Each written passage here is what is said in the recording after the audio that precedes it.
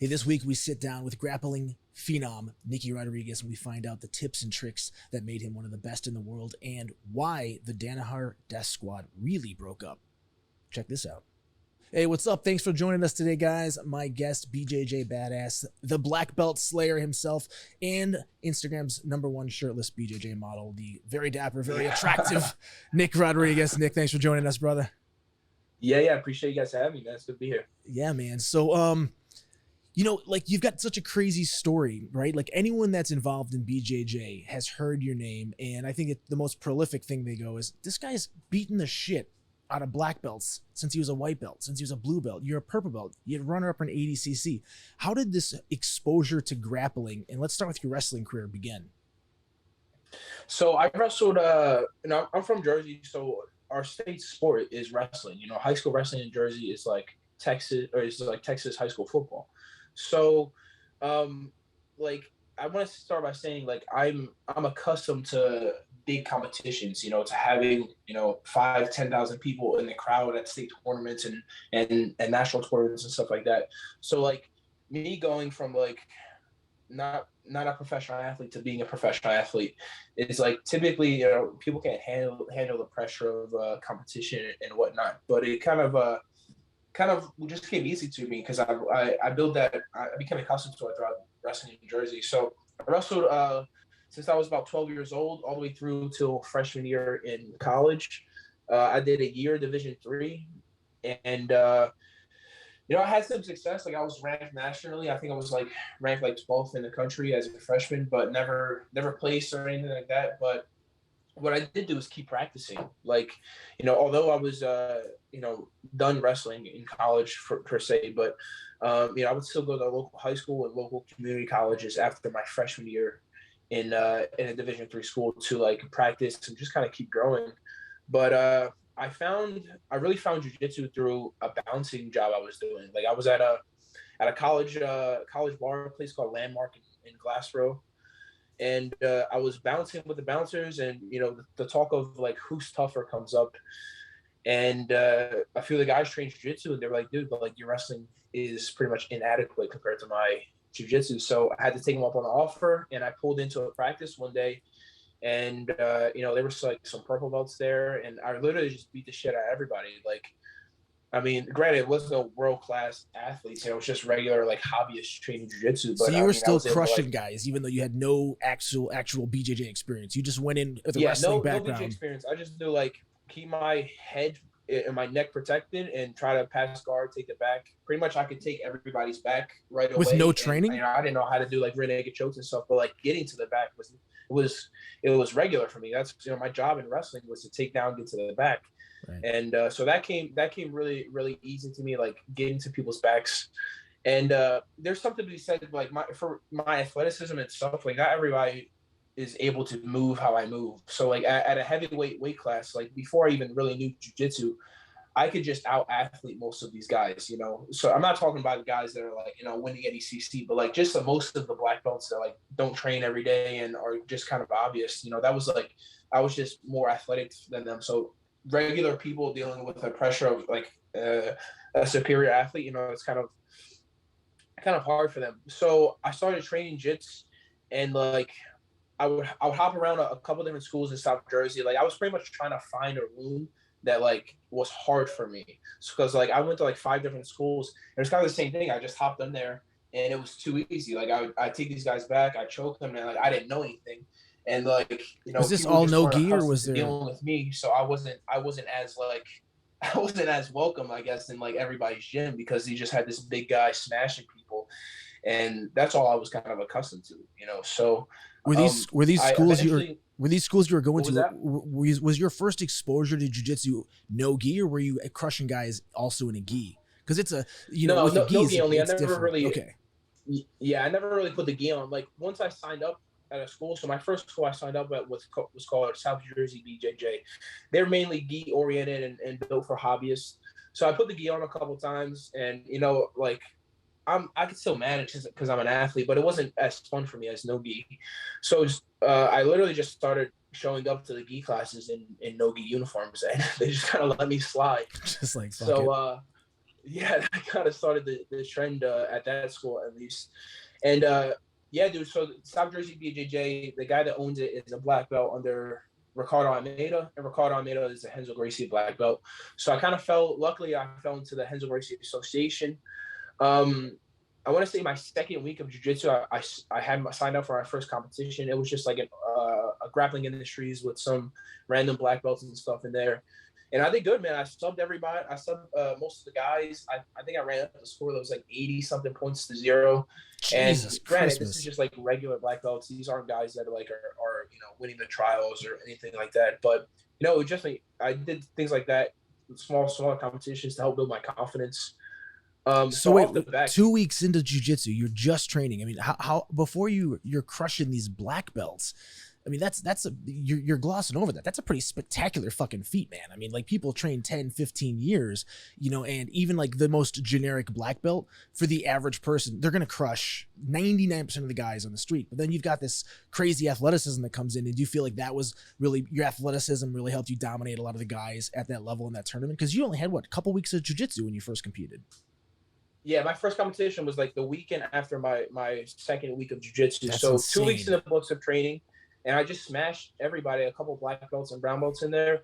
And yeah, I mean, definitely my athleticism is what I relied on and what kind of shot me, further ahead of most people. And then, like once I started training at Renzo Gracie, I want to say like, maybe my second or third month into jiu-jitsu, I started going up to train with John Danaher a couple times a week. Once I got in that room consistently, I really kind of to understand where my holes were, because we do a lot of positional training, things from like, I'll start with somebody mounted on me. I'll start with people on my back and scenarios like that, to where practice was really difficult and hard because I had to focus on not using my athleticism, but using technical variations to escape these tricky like kind of scenarios in practice. So definitely, once I started training up at Renzo's, it allowed me to kind of see where I'm having issues with, and then I would kind of like go really hard at Renzo's, and then I'd go back to South Jersey and see how I'm doing here, see if I'm see how I'm growing. Like I think a good way to track your progress is go with the guys that are better than you, and then once you've done that training, a couple days later, go with guys you usually train with that are kind of your more your level, and see how it's a good way to track like that. Just have different variations of practice partners and whatnot. So what was it about training with Danaher that stood out as, okay, this is the place that I really need to be? Well, I mean, John is a wizard himself. Like he like technically and like how he runs practice is great, but more than anything, it was the people that was in the room. So like I learned a ton from John by himself, but more than anything, I learned from the most from the guys in the room, like guys like Gary Tonin, Gordon Ryan, Craig Jones, Nicky Ryan, like all the guys that we would have conversations before and after practice, kind of working out moves. I want to say that I learned more than even being in the class. Like being in John's class is fantastic. You learn a ton. But for me, my style of grappling and learning, I learned the most from before and after practice. The conversations that we're having, the one-on-ones, the figuring out if you should go left, you should go right. Like, the specifying and determining what are the issues that you're having, and then really kind of talking amongst your peers to try to figure it out. That's where I had the most growth. So when you first got into Danaher's place and you got a chance to meet like Gordon and some of those guys, who was the first person that you rolled with that opened your eyes to, okay, there's another level here that I can get to? Yeah, I mean, it was Gordon. So like the first my first like real role that I had problems with somebody was Gordon. So I remember I get a private with Gordon, right? I have one of my sponsors, yeah, actually Jay Regabudo, which is the guy that gave me my purple belt and coached me through ADCC.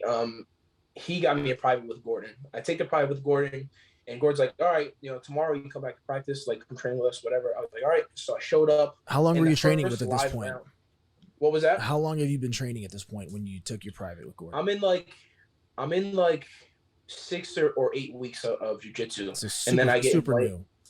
Super new, yeah. Okay. 6 or 8 weeks, and then I get invited up to train with Gordon.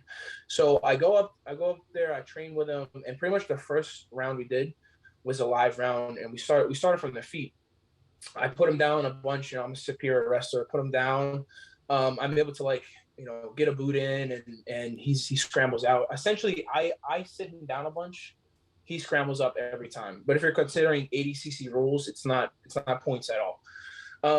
So around with him kind of made me understand like how much of a difference the cardio is from wrestling to jiu-jitsu. Like in my mindset was sprint the whole time, go as hard as you can all day, and eventually you'll just be able to go harder because you're pushing that threshold back.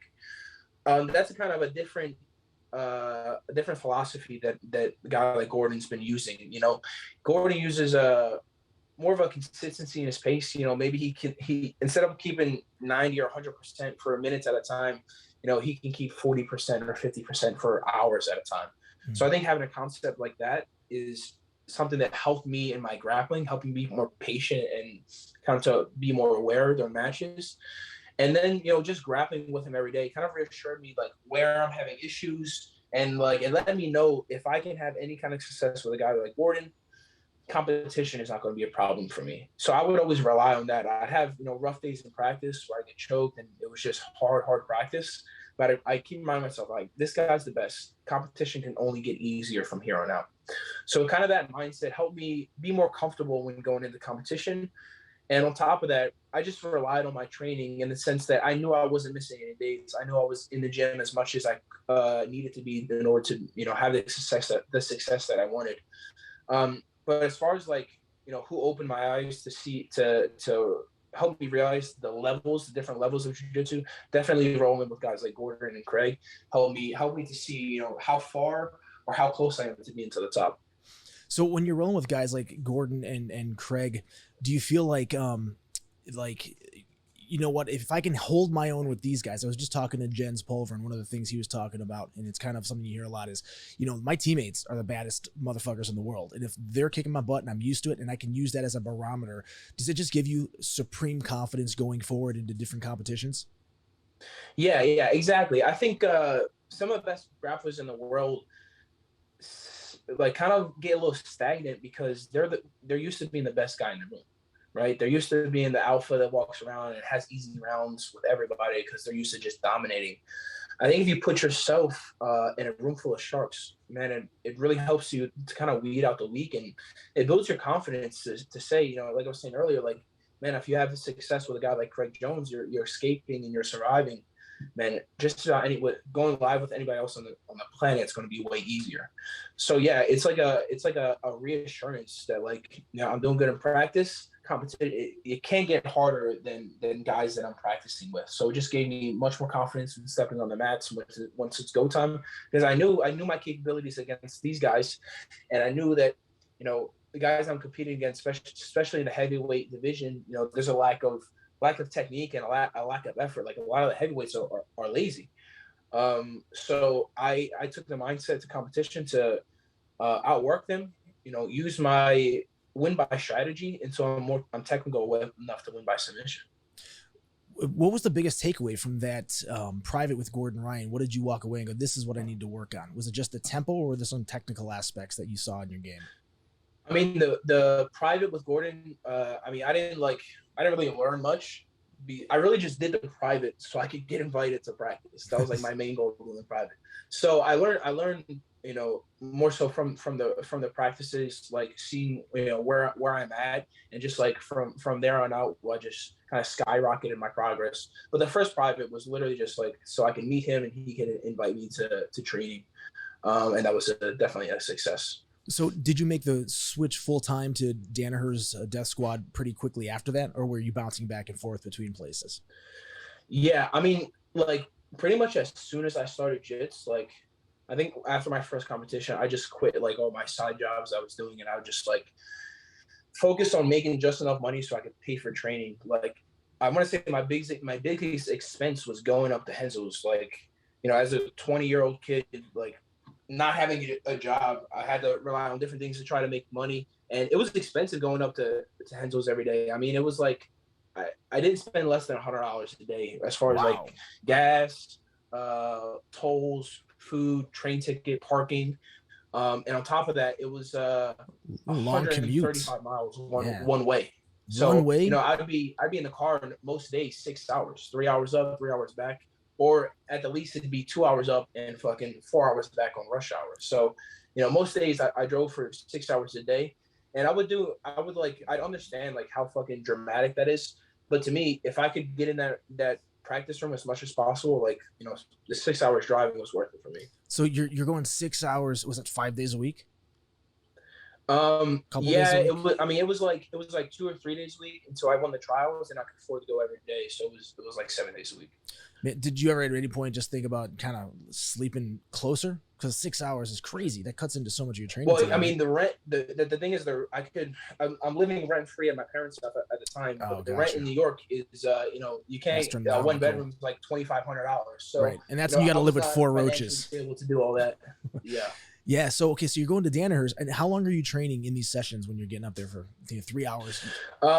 It's anywhere. I want to say the training is like 2 hours, but the learning process, like, you spend an hour before and an hour after practice, just like talking with your peers and learning more. So the real JIT session was like learn for an hour and a half, go live for like 45 minutes, and then some. But then, we sat and we talked for like an hour plus after practice, and just learn just as much as we did during the session as well. So just immersing yourself in the whole BJJ, every angle of it, the intellectual aspect, what I need to work on. So when you get up there with John and you're going back and forth with all these drives, you're doing competitions. You said that the trials was the tipping point for you, where you said, man, this is what I can do for a living? Or did you go into this going, I want to make this my living? Yeah, I pretty much I went into the trials. So I want to say I took third my first trials, right? The East Coast trials. I went there a couple against a couple of good guys. I think my first match was against a brown belt world champ, and I go in there. I score like 15-0, like it's pretty dominating match. Second match I lost, and I think I won 2 in a row after that, and ended up taking third. But like, I took third, and I thought I was done. Like I thought like, all right, I'll just wait 2 years from now and try to do the next trials. But I had, people that kind of believed in me. They were like, listen, go do the West Coast trials. You did good here. I think you do even better. So it was like a 3-month gap between East Coast and West Coast trials. And I, like, my technique and my confidence and everything just kind of skyrocketed in those 3 months. And I went from, guys at the level of competition at the trials, I was like having to win by points. Now I'm subbing them in matches. So the 3-month period, like the break from East Coast to West Coast trials, just did really good things for me. Did John? I just found like I was going in cycles. Like every 6 months, I'd find that I'm just like the people that I'm struggling with, I'm just beating them with ease. And then like I find somebody else that's tough. A couple months later, I'm beating them with ease. So like, I try to break everything down to like, you got to solve the puzzle one piece at a time. I think people try to like get good at everything at one time, and it's a real struggle. If you just kind of specify your things, figure out where you're having the most issues, and then get good at defending those issues and then attacking from there. That's kind of where you specify your training and diversify it as you go.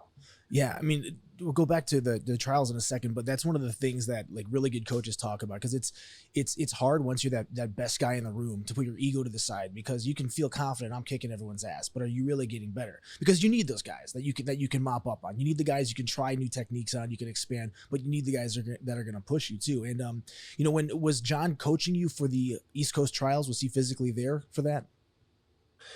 Yeah, John was there for the East Coast trials and West Coast. He wasn't like in my corner per se, but he was there. We talked before and after, and worry about game plan and shit like that. But yeah, I mean, the thing with jiu-jitsu is like you can't really rely on like a coach or who's going to be in your corner, because it's such an individual sport. Like you have to be the one to make the decisions on the mat and go out there and get the win. Like it's good to have a good corner man and stuff, but like, I mean, John's a great corner. He just doesn't say much, and like when he does talk, I don't really speak Japanese that well. So like the shit he's gonna tell me to do, I don't really know. He's yelling out Japanese terms. Just tell me in English, John. I just need somebody to.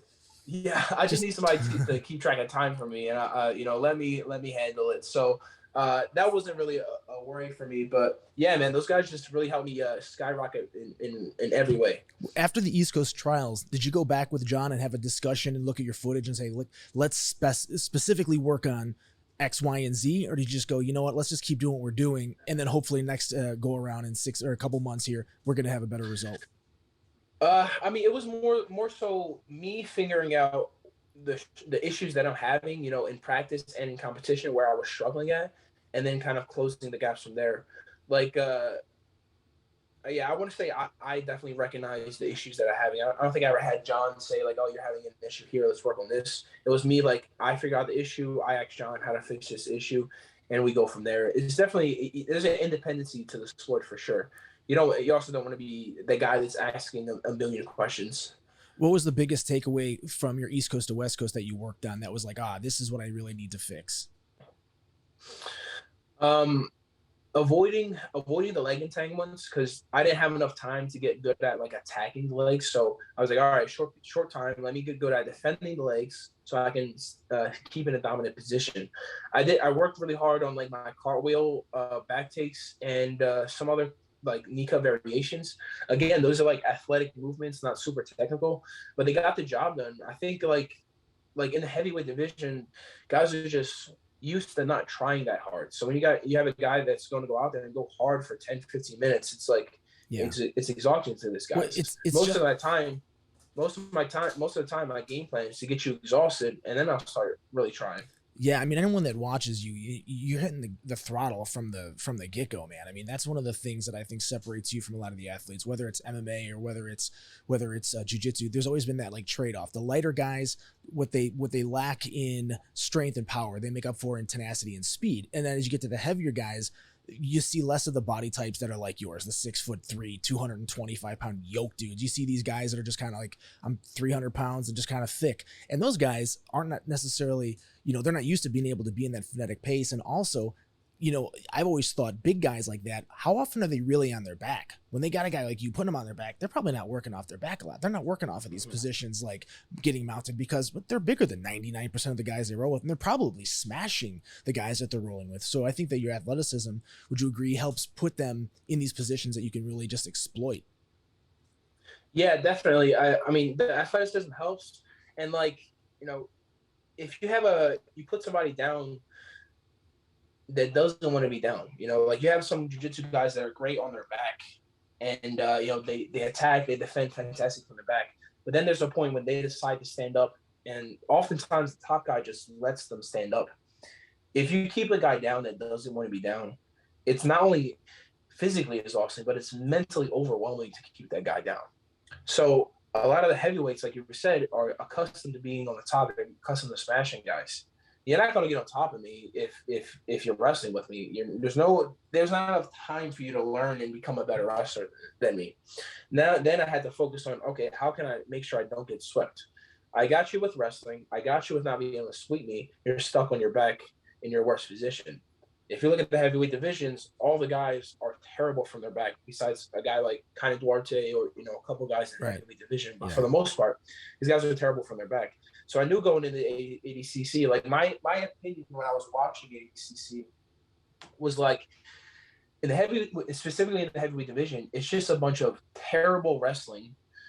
And it's like whoever falls on the ground first loses. I mean, it was really unimpressive. So I was like, man, if I can go out here with my like average like Division III wrestling, I should beat the shit out of these guys.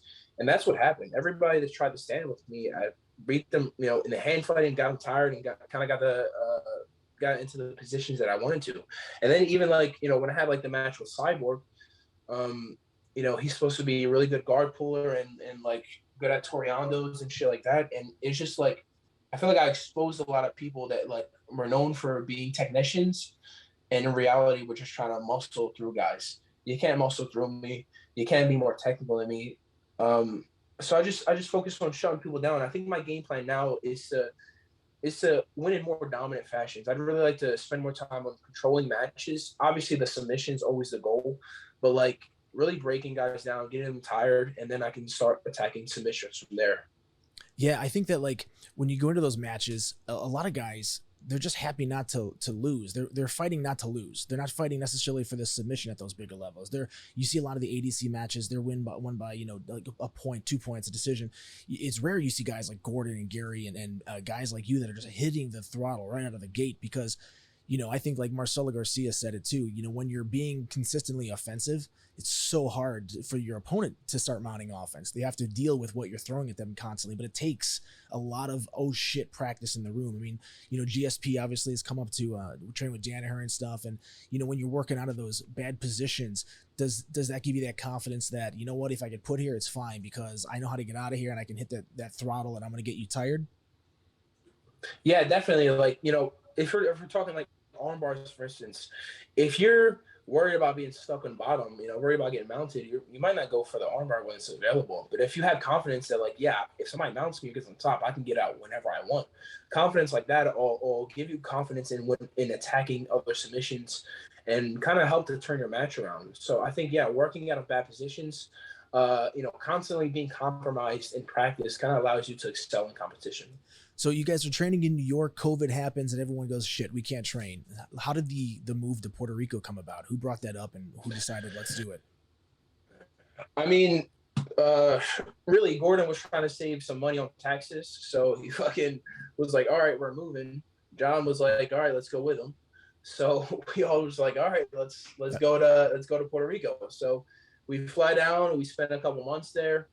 We enjoyed the island as much as we could, but our focus in life is training. We had a bunch of like random shit get in our way of training. So we knew, like, the squad knew that Texas and United States was the move. We knew Puerto Rico was like not going to be a permanent thing, like a stopgap. Yeah. I mean, we're moving from the United States to a third world country essentially. Like, I get it. It's Puerto Rico is still part of the U.S., but like the electric goes out every day. The water doesn't work, half the week. Right. The infrastructure is not as fluid as you'd like here in the US. Office, the post office randomly takes weeks off. Like, just takes weeks off. Like, we're not delivering the mail today. Fuck it. When I was trying to I bought like a Tacoma on the island. And when I was trying to fly that home, I need to get documents from like the post office. And I tried to go over there and call them up. And they're like, yeah, we're on vacation. They're like, it's a holiday. I was like, okay, well, what's a holiday? They're like, well, it's actually a made-up holiday. We just needed this week off for vacation. I was like, wow. So they just randomly took a week off. So shit like that happens all the time. Like, if you're trying to go to the store and they say they open at like 9 a.m., it could be like afternoon before they open. Like, shit like that just constantly happen and constantly inconvenience us. So we knew we had to get out of there soon. So you guys are doing crazy training sessions down there. I saw on Ethan and Nicky and everyone in your Instagram, all the stories and stuff. And then you guys shock the jiu-jitsu world. You say, you know what? Mom and dad are breaking up.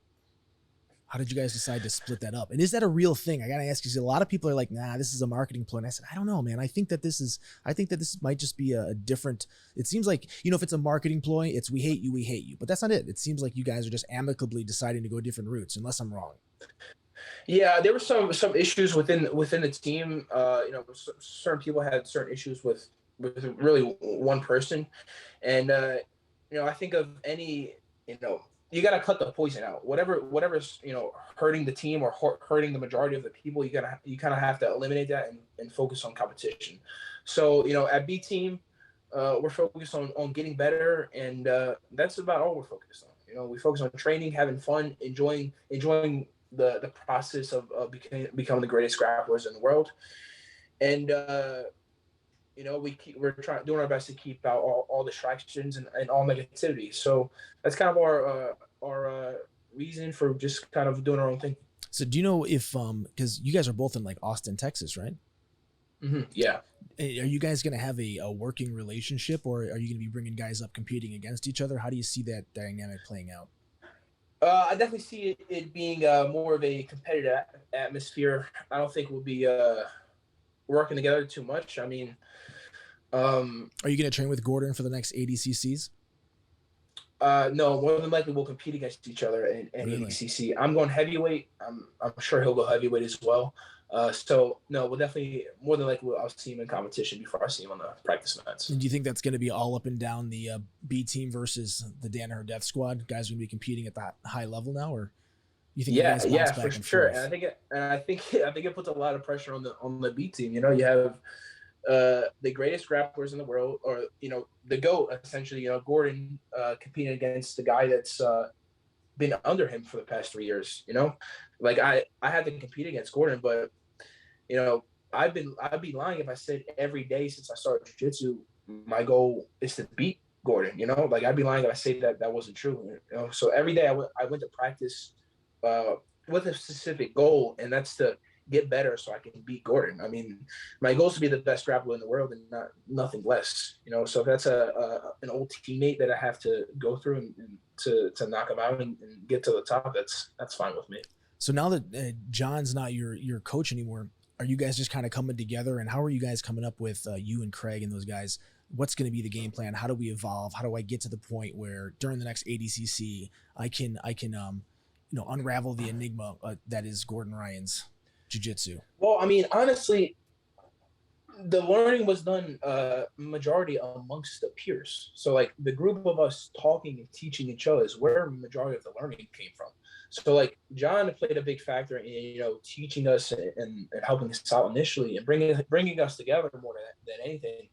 But essentially, we had the whole B team is just the same team without Gordon and John, pretty much. So it's me, it's Ethan Krosstein, it's Craig Jones, it's Nicky Ryan, it's Nick Ortiz. So it's essentially the same group without Gordon and John. And to be honest, we've always been the ones to help each other out. Like if I had a question, I'd ask Nicky, I'd ask Craig. So I think the progress is going to be the same. We're still going to, you know, I believe every couple months we're going to shoot ahead a bit more. And, you know, before you know, we'll be the number one team in the world. Gordon's talked about his was it gastrocolitis? I might be butchering this. That was preventing him from competing. Is he able to compete at high level now? I know he wants to do, you know, the ADCCs in 2 divisions because it's super fight. You know, you typically can't do the absolute. He wants to do heavyweight and also I think the absolute. Is he good to go now? If you're asking me, Gordon's always been fine to compete. Really? When shit gets tough, some people go harder and some people quit. Not everybody can deal with having hard practices. I'll just leave it at that. Wow. So it sounds like, it sounds like you feel confident he's going to be competing and you feel confident you're going to be on the other side of that mat. Yeah, I mean, I'm pretty sure we'll compete against each other. Man, it'll be good. You know, ain't no way to see where you're at, like going against the best. So, you know, the one thing I think that strikes me as the oddest is that, like, okay, you have the B team with, by the way, best tagline ever, Mexican ground karate. That's freaking amazing, man. I love that. That's great. Mexican ground karate. You got the B team. You've got some amazing athletes there. You have a great foundation. You have ADCC vets, some of the top guys in the world. And on the other side of the town, you have arguably the best jiu-jitsu coach, and you've got 2 of the most prolific grapplers that ever stepped on a grappling mat. But the anomaly is you have Gordon Ryan's brother in your camp.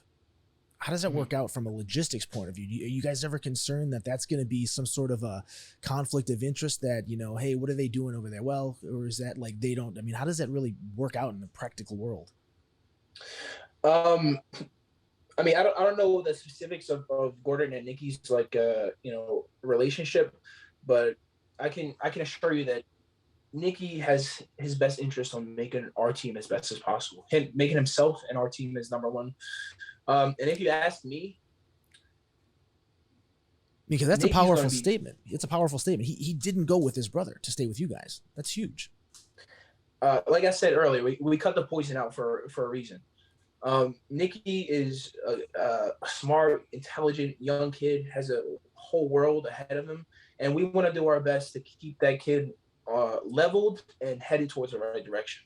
So we kind of had to separate ourselves from, you know, the issues that Nicky was having previously, and just kind of set him on the right path and keep him going forward. So if you ask me, Nicky's going to be the greatest grappler of all time. I mean, the things that the abilities that the kid has now as a child, you know, he's only 20, just turned 20 years old. It's unheard of, really. I mean, he's so technically superior, like compared to everybody else on the mats, especially in his weight class. It's like, it's really impressive. Like I can learn something from Nicky every day. Like he can teach me something every day. Whether if you think you know all the leg locks, you think you know all the top passes, Nicky's got something for you that he can show you for sure. So if you're asking me, Nicky's going to be the best coach in the world, you know, within a few years.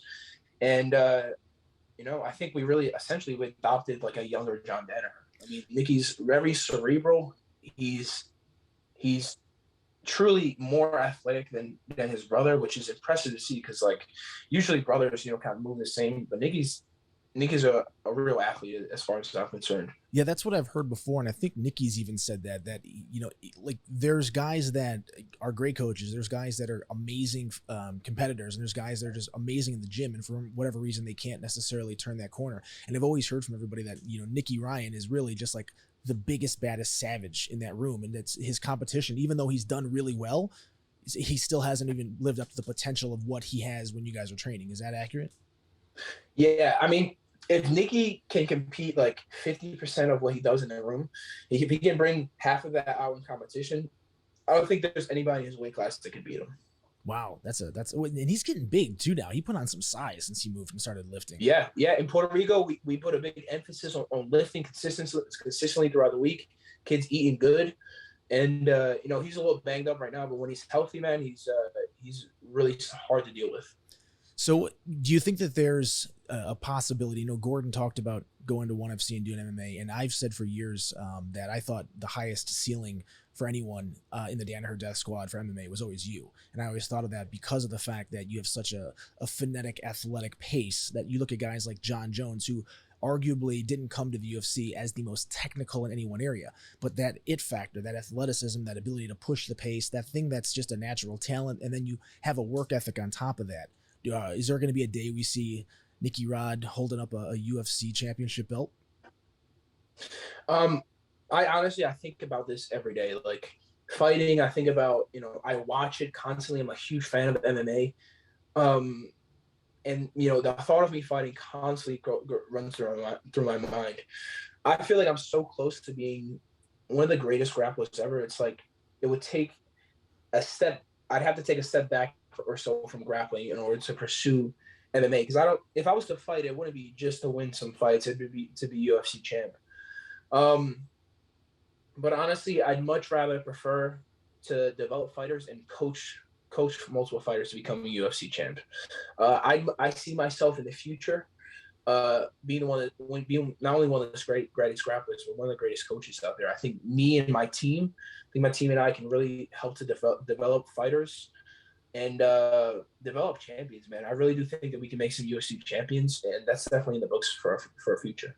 Well, what's coming up for you particularly individually, and then also for the B team? What's on the agenda for the next several months? For me right now, I'm just chilling for now. We'll have some competitions in the later months, but B team, we're focused on getting. We're up and running right now. We're accepting students slowly. We did the gym a little bit different. We're keeping it as high level as possible, so you're not going to see any newcomers in there. Essentially, everybody's like purple belt, brown belt, black belt, been in there for a long time. We have an application process to where people have to apply. If they get accepted, you get an acceptance email. You come in, we talk to you in person, make sure you're cool, and then we accept you and we enroll you from there.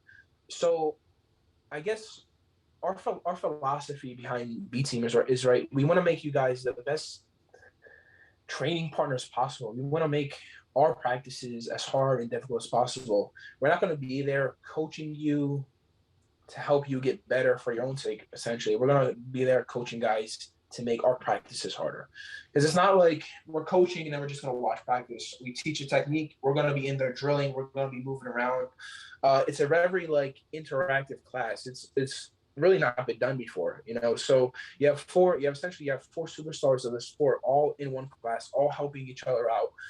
So it's a different kind of camaraderie, a different kind of academy, and it's working out so far, man. We like the students that we have so far, really high level, intelligent grapplers, and we kind of want to keep that trend flowing with us. So if someone wants to apply to be on the B team, where do they go?